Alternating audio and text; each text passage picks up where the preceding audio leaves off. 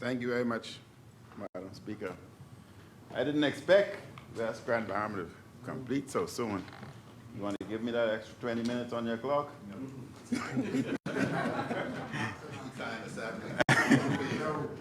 Madam Speaker, I rise on behalf of my constituency, residents of to make my contribution to this bill, this National Crime Intelligence Agency Amendment Bill 2024.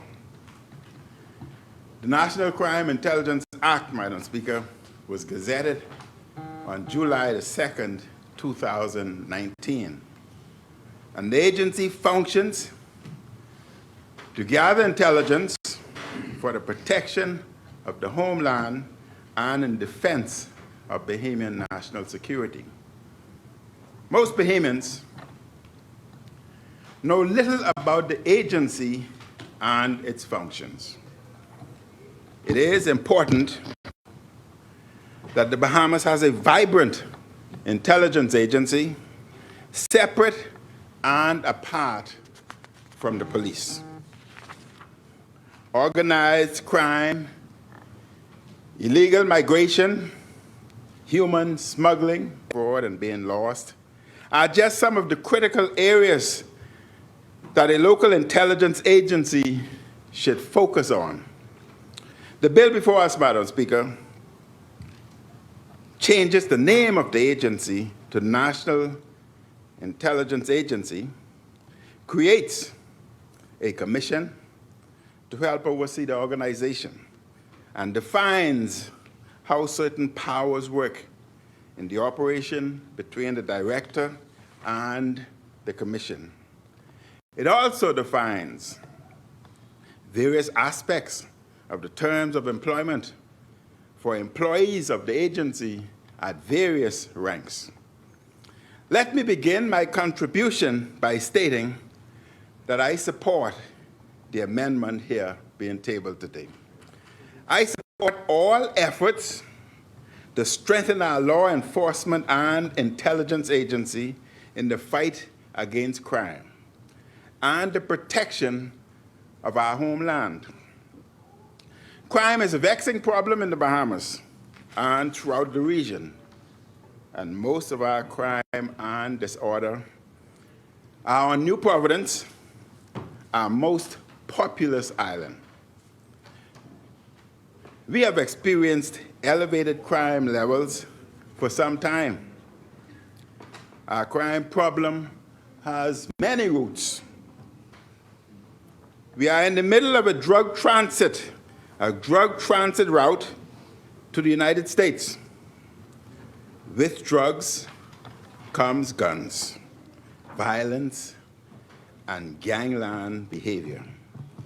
We also have a criminal justice system that takes too long to try those accused of serious crime. And I want to reflect back to 1992, when I was driving my car, relaxing, and another vehicle ran into me and subsequently tried to run. I was young and active at that time, and I ran behind the car. I ran behind them, ran them off the road, and made him stay until the police came, because he was in the wrong and he was going to fix my car. It was reported, it went to court, 1992, Madam Speaker, and I'm still waiting the case. It has not come up yet. I had to fix my own car. But how many people are in that position? How many people are in that position? That is the problems we face in the judiciary today.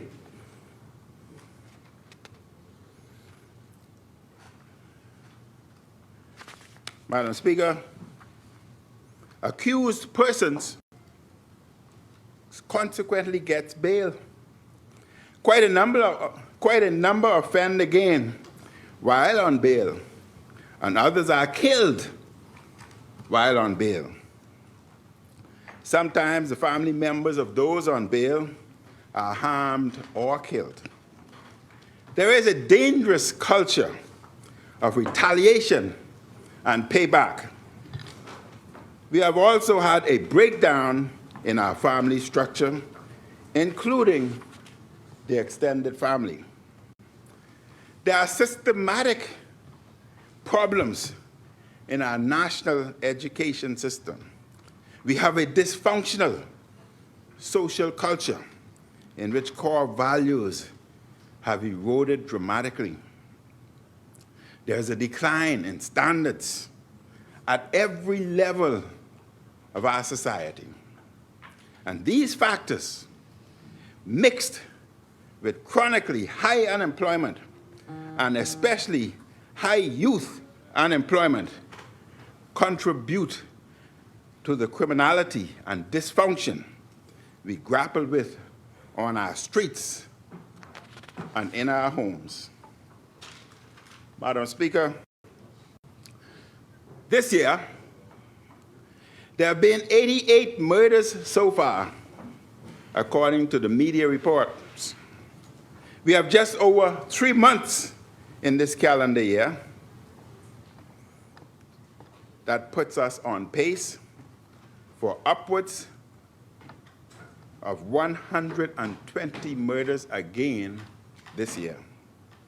In the first full year of Davis' administration, in 2022, there were 128 murders, the second most highest in our nation's history. It is disturbing that 120 murders per year is now becoming the norm. A country our size should have 20 or fewer murders based on international benchmarks. We are 6 times above where we should be. The level of killings in the Bahamas is highly abnormal, even though it is seemingly becoming more normal in the minds of many Bahamians. And during the last FNM administration, we were able to keep the murder count under 100 in back-to-back years.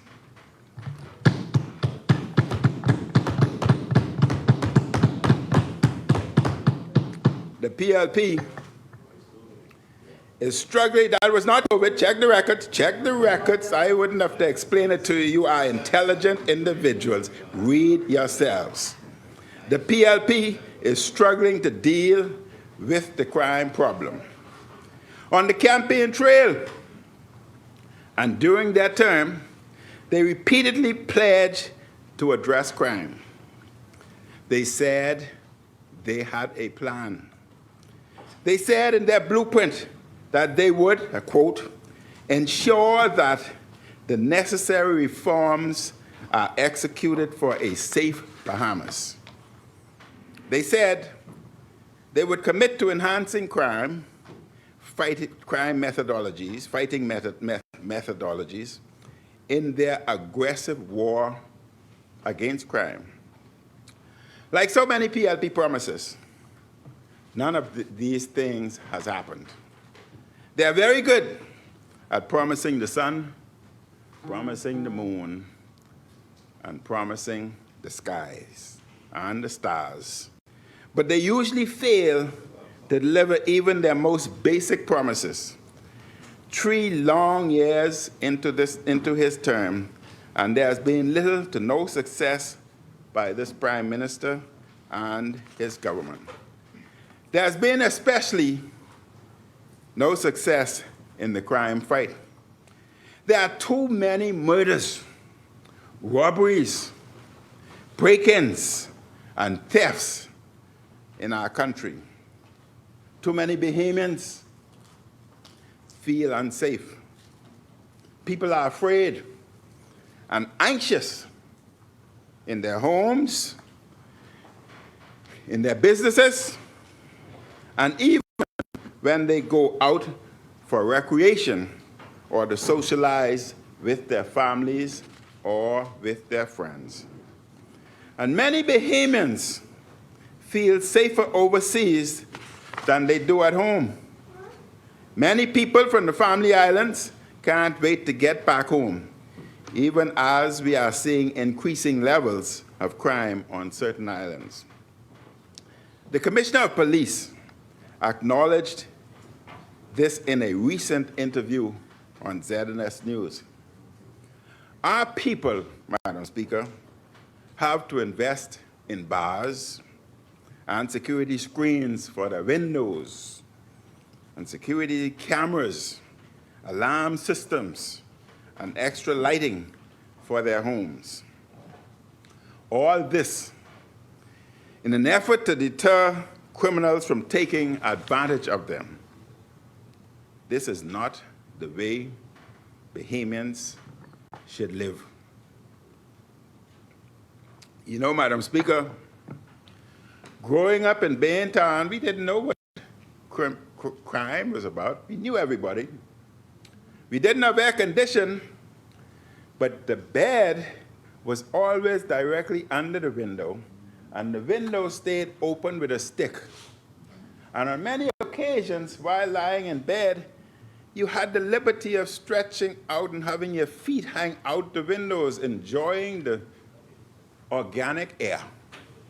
You can't do that today. You can't do that today. Plank 2 of the PLP blueprint was focused on compassionate social relief plus strengthened security. All we have gotten these 3 years are higher taxes. Higher taxes. I can answer you in the lockdown. I can answer you. Make a note that I can answer in lockdowns.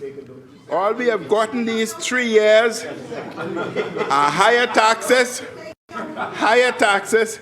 higher fees, higher prices, and higher crime. Give me at least 5 minutes to address her on lockdowns.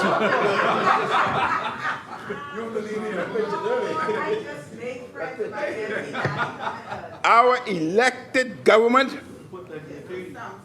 should, I hope you watch NBC. Watch NBC today.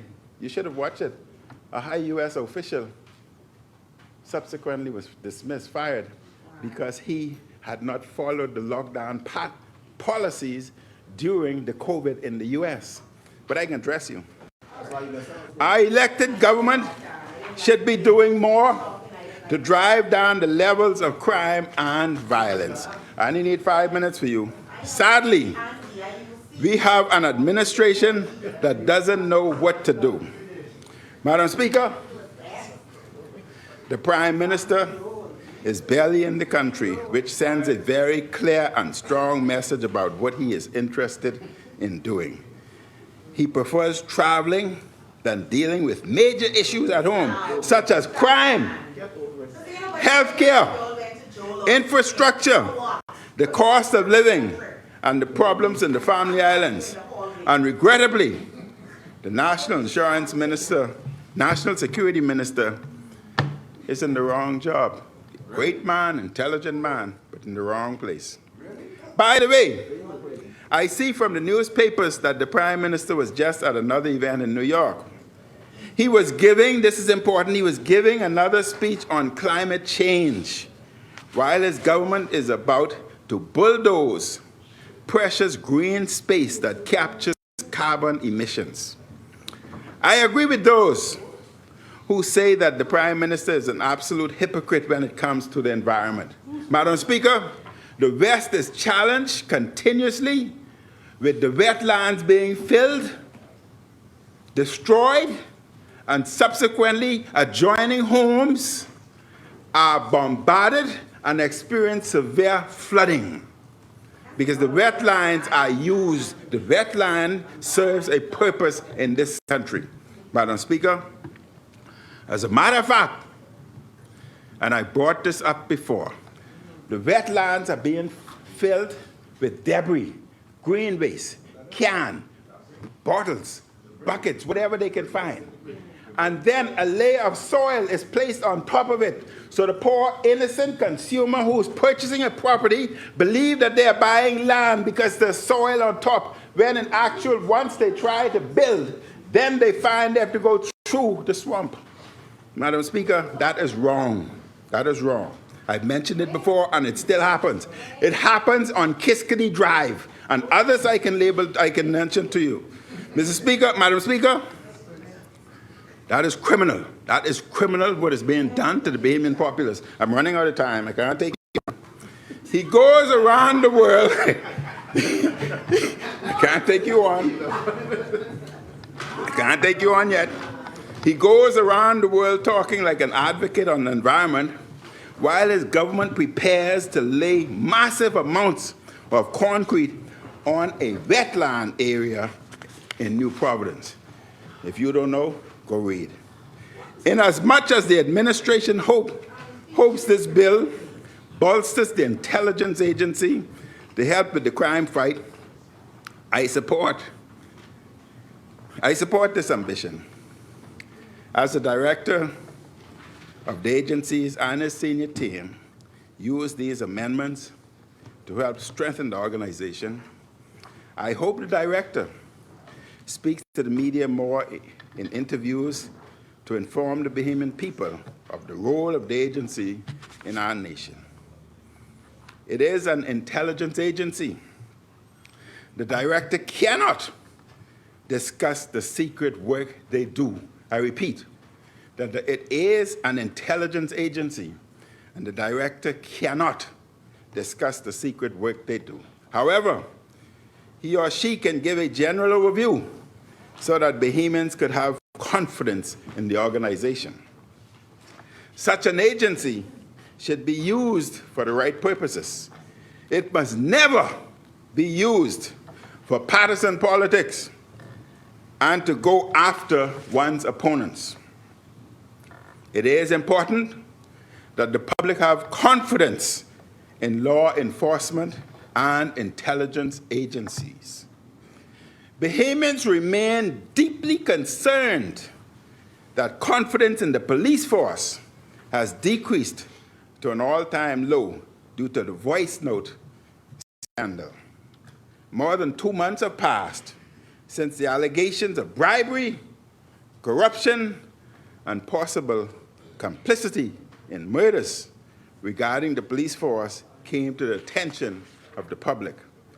Bahamians remain shocked and deeply anxious by the explosive allegations. To date, as far as the public is aware, no one has been charged with an offense related to the matter. Commissioner of Police Fernanda, Mr. Clayton Fernanda, has launched an investigation. The investigation he announced, however, is woefully insufficient.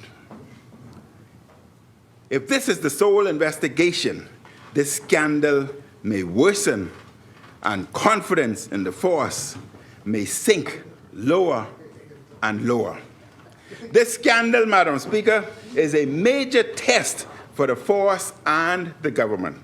And thus far, they are failing the test. Any hint of a cover-up will not sit well with the Bahamian people and may have significant consequences. The police force cannot investigate the police force when the allegations involve police at the highest ranks. Now the commissioner has said he hopes the investigation will be concluded by the end of the year. The country needs decisive action on this matter to restore confidence in the force. We do not need an open-ended investigation that takes forever and ever. The Prime Minister is unwilling to call for a commission of inquiry, as the opposition and others have suggested. Madam Speaker, why is the PLP so scared or frightened of a commission of inquiry? Do they know something the public doesn't know? Is anything in particular being hidden? Many fears the Davis administration is hoping the public will forget about the scandal and growing crisis over time by there being a long, inconclusive investigation. This would allow the government to take no further action. If this investigation just takes forever and comes to nothing, justice would not have been served in the eyes of the Bahamian populace. Those involved in alleged wrongdoing would not be held to account. There must be no cover-up in this voice note scandal. We need to know who is involved and at what levels of the force.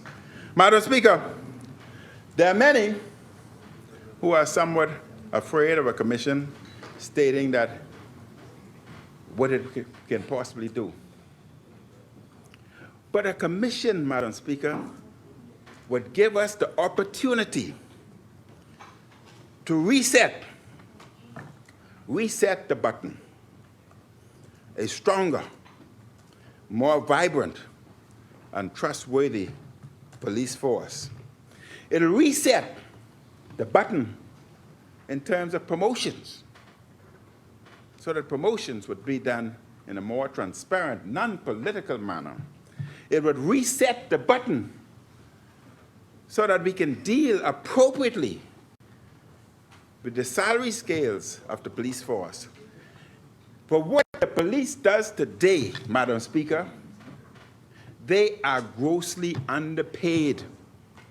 And the way in which we should deal with it, when you reset the button, you give an opportunity to start a salary review commission similar to what is done with the judiciary system, so that every few years, the review commission would dictate to Parliament as to what the salaries should be. And once that is done, you would be amazed and shocked as to the amount of individuals who would want to join the force. And yes, there are bad apples wherever you go. There are bad apples in homes. There are bad apples in families. In my family, there are bad apples. But this would give the force an opportunity to remove those bad apples. Let's reset the button. And yes, they complain that this would cause too much pain, Madam Speaker. But we must remember that pain is usually followed by pleasure. It's followed by satisfaction. It's followed by gratification. And it's followed by great outcome. And if you don't know, ask any pregnant woman.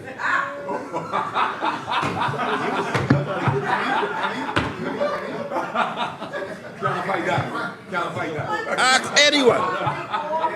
Madam Speaker, we need the National Intelligence Agency and the Royal Bahamas Police and Defense Forces to be institutions the public and international partners respect. A pregnant woman knows what pain is, but at the end, it's nice, beautiful individuals, handsome individuals like me, him, and beautiful individuals like you.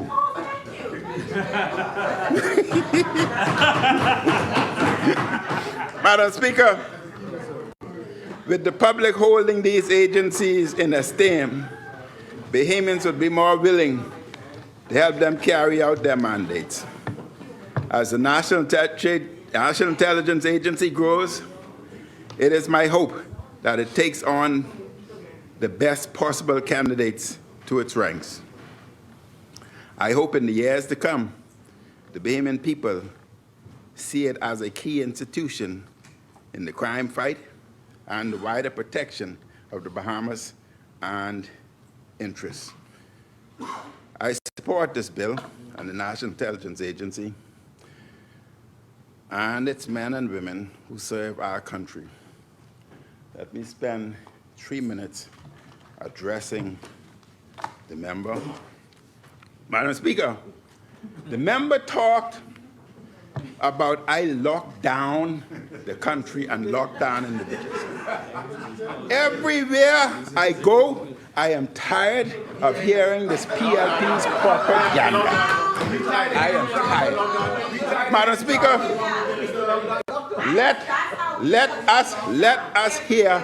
Madam Speaker, put my 2 minutes back because she's wasting my time. Madam Speaker, I want all Bahamians to listen to the facts. When the COVID pandemic came, we had no forms of treatment, no PPEs, no vaccination, no medication, inadequate hospital facilities worldwide. Nobody knew how to deal with it. The only example they had to follow was that of 1918 to 1920, the last pandemic, when 50 to 100 million people died. And when communities were completely lost, wiped out, died, families. Madam Speaker, we had no medication. We did and followed the protocols of the world and did our best.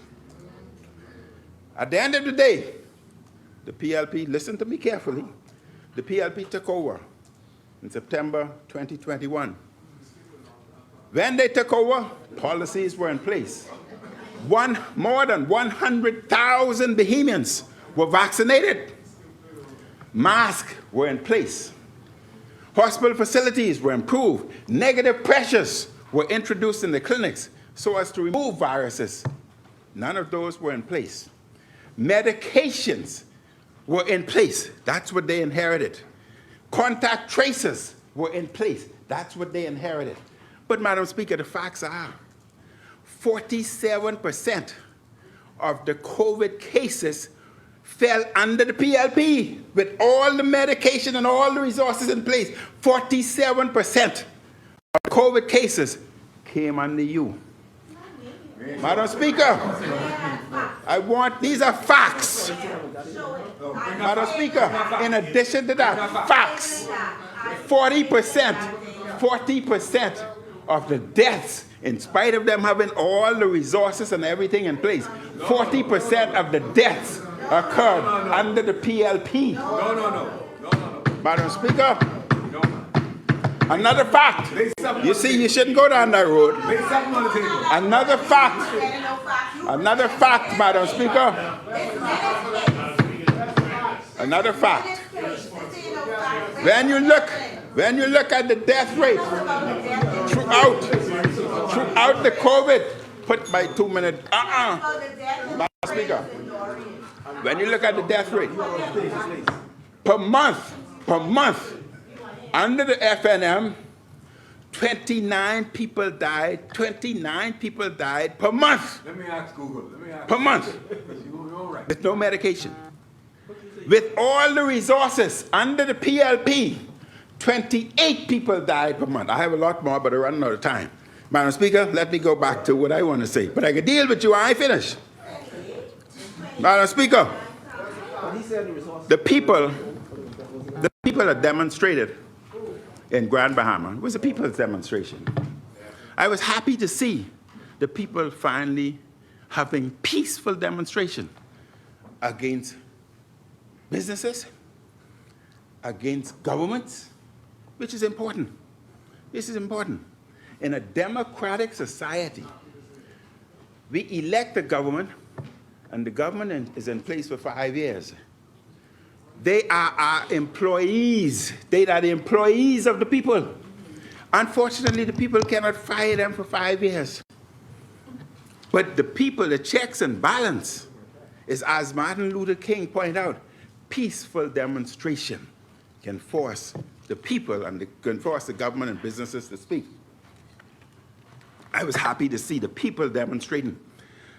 Now, I say this to the people. They need to demonstrate again as to what's happening at BPL. Madam Speaker, a company, Island Grid, formed just last year, 2023, and received the contract for transmission and distribution at BPL. They sold bonds, and each bond would cost a minimum of $50,000. Automatically, you telling the Bahamians, we don't want you. Who have $50,000 in the bank? And they're giving the bond return. Madam Speaker, may I have another 4 minutes, please? Maybe two. Two? Wrap up in one. Oh, my God.